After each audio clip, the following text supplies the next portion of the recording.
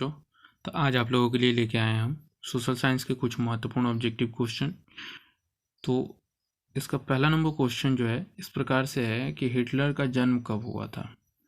इसमें आपका 4 ऑप्शन दिया हुआ है। इस 4 ऑप्शन में से कौन सा ऑप्शन सही होगा ये आपको कमेंट करके बताना है। आप लोगों के लिए बस 5 सेकंड का समय है। आपका समय स्टार्ट होता है अब। तो देखिए, जो भी आंसर हो आप लोगों का, आप लोग जो है कमेंट करके आंसर बॉक्स में बता सकते हैं।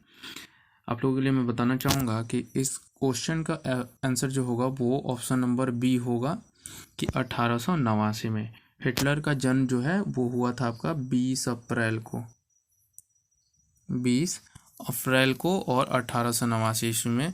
और इसका जन्म जो है ऑस्ट्रिया में हुआ था। कहाँ हुआ था? ऑस्ट्रिया में। हिटलर का जन्म 20 अप्रैल 1889 को ऑस्ट्रिया में हुआ था। ठीक है। दूसरा नंबर क्वेश्चन देखिए क्या दिया हुआ है कि कमाल पाशा की मृत्यु कब हुई थी। तो इसका आंसर आप लोग जल्दी से कमेंट करके बताइए। तो देखिए, कमाल पाशा की जो मृत्यु है वो 1938 ईस्वी में हुई थी। कमाल पाशा की मृत्यु कब हुई थी?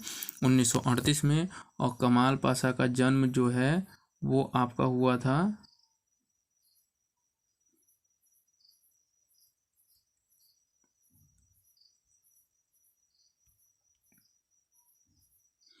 कमाल पाशा का जन्म 1881 में हुआ था। कब हुआ था? 1881 ईस्वी में हुआ था। और ये जो है तुर्की गणराज्य के संस्थापक भी थे। कहाँ का? तो तुर्की जो गणराज्य है उसका संस्थापक भी थे। कौन? तो कमाल पाशा।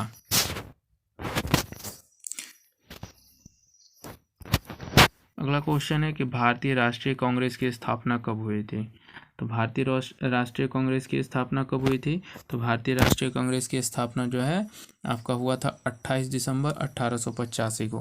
देखिए, ऑप्शन नंबर बी जो है यहाँ पे 18 होना चाहिए, 19 हो चुका है। इसको हम काट देते हैं और यहाँ पे लिख देते हैं कब हुआ था। तो 28 दिसंबर 1885 को जो है भारतीय राष्ट्रीय कांग्रेस की स्थापना हुई थी। भारतीय राष्ट्रीय कांग्रेस की स्थापना कब हुई थी? 28 दिसंबर 1885 को। चौथा नंबर क्वेश्चन है भारत छोड़ो आंदोलन कब हुआ था। तो इसका आंसर आप लोग कमेंट करके बताइए। जी, भारत छोड़ो आंदोलन जो है 1942 में हुआ था। 8 अगस्त 1942 भारत छोड़ो आंदोलन कब हुआ था? 8 अगस्त 1942 को। और इसके जो आंदोलनकर्ता थे, मतलब प्रमुख नेता थे, वो कौन थे? तो महात्मा गांधी। कौन थे? महात्मा गांधी जो थे भारत छोड़ो आंदोलन के प्रमुख नेता थे। पांचवा नंबर क्वेश्चन दिया है कि संवैधानिक उपचार का अनुच्छेद कितना में है। पांचवा नंबर का आंसर बताइए। संवैधानिक उपचार का अनुच्छेद कितना में है? तो ये जो है आपका अनुच्छेद नंबर 32 में है। छठा नंबर क्वेश्चन दिया आपका कि राज्यसभा का कार्यकाल कितना वर्ष तक होता है। तो राज्यसभा का जो कार्यकाल है वो आपका 6 वर्ष का होता है।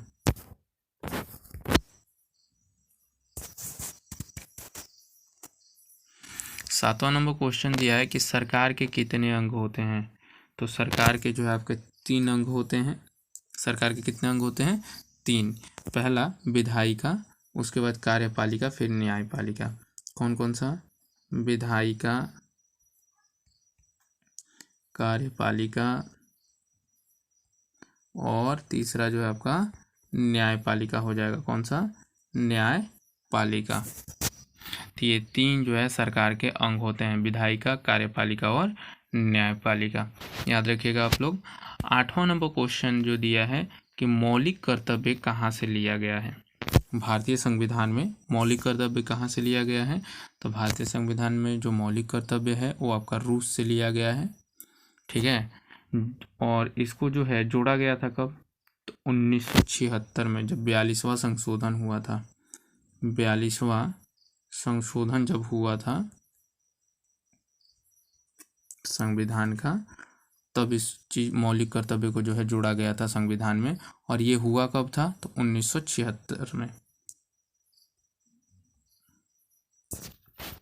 यानी मौलिक कर्तव्य को 42वां संशोधन में, जो संविधान संशोधन है, उसमें जोड़ा गया था 1976 में। वर्तमान में मौलिक अधिकार की संख्या कितनी है? वर्तमान में हमारे जो संविधान है, संविधान में मौलिक अधिकारों की संख्या कितनी है? 7, 8, 4 या 6? तो इसका सही हो जाएगा आंसर डी, यानी ऑप्शन नंबर डी जो है 6 हो जाएगा आंसर इसका। 10वां नंबर क्वेश्चन जो है ये दिया हुआ है आपका कि भारत में किस प्रकार का चुनाव किया जाता है। तो देखिए, भारत में जो है प्रत्यक्ष चुनाव भी होता है, अप्रत्यक्ष चुनाव भी होता है, यानी इसका आंसर जो होगा ए और सी दोनों हो जाएगा। प्रत्यक्ष चुनाव की अगर बात करें तो प्रत्यक्ष चुनाव में जो प्रत्याशी होते हैं, यानी जो नेता होते हैं, वो लोगों के समक्ष जाकर के वोट मांगते हैं। जैसे मान लीजिए ग्राम पंचायत का हो गया, विधानसभा का हो गया, तो इन सारी चीज़ों में क्या होता है कि जो नेता होते हैं वो आते हैं लोगों के बीच में वोट मांगने के लिए। लेकिन अप्रत्यक्ष रूप में जो हमारे द्वारा चुने हुए प्रतिनिधि होते हैं वो जो है दूसरे नेता को चुनते हैं। जैसे मान लीजिए राष्ट्रपति चुनाव हुआ तो राष्ट्रपति चुनाव को जो है हम अप्रत्यक्ष चुनाव कहते हैं। 11 नंबर क्वेश्चन है, कैबिनेट मिशन योजना कब हुआ था? तो कैबिनेट मिशन योजना जो है ये आपका 1946 में हुआ था, यानी ऑप्शन नंबर बी हो जाएगा।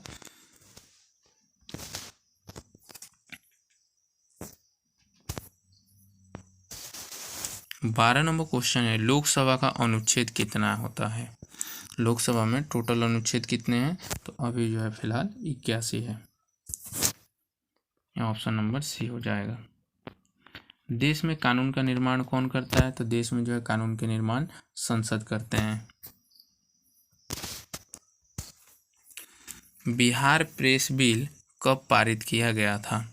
तो बिहार प्रेस बिल जो है आपका कब पारित किया गया था?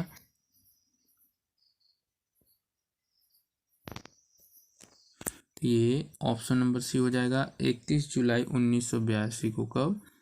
31 जुलाई 1982 को। 15 नंबर दिया है कि दिल्ली उच्च न्यायालय की स्थापना कब हुई थी? दिल्ली उच्च न्यायालय यानी दिल्ली हाई कोर्ट की स्थापना दिवस कौन सा है, ये आपको बताना है। तो ये हो जाएगा आपका ऑप्शन नंबर बी, 1966। और इसका अगर जो डेट है तो वो है आपका 31 अक्टूबर 1966 को जो है दिल्ली हाई कोर्ट की स्थापना की गई थी। 16 नंबर क्वेश्चन है कि मेजनी का जन्म कहाँ हुआ था? तो मेजनी का जन्म कहाँ हुआ था?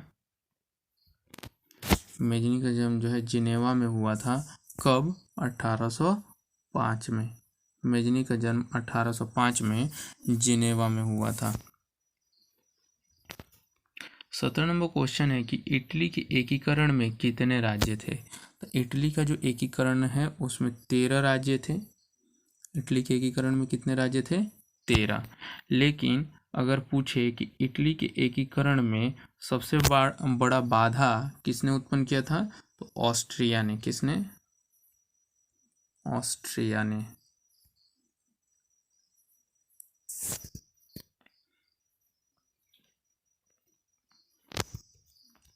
इटली का एकीकरण कब हुआ था? तो इटली का जो एकीकरण है वो आपका कब हुआ था? इटली का एकीकरण 1871 ईस्वी में हुआ था। और इटली के एकीकरण की अगर हम बात करें कि इटली के एकीकरण का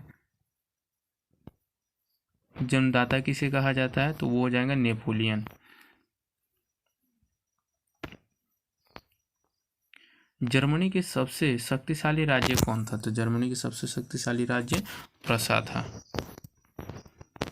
20 नंबर और लास्ट हमारा क्वेश्चन है, इटली में एकता का जन्मदाता किसे कहा जाता है? इटली में जो है एकता का जन्मदाता नेपोलियन को कहा जाता है। अगर वीडियो अच्छा लगा हो तो हमारे चैनल को सब्सक्राइब और शेयर करें। धन्यवाद।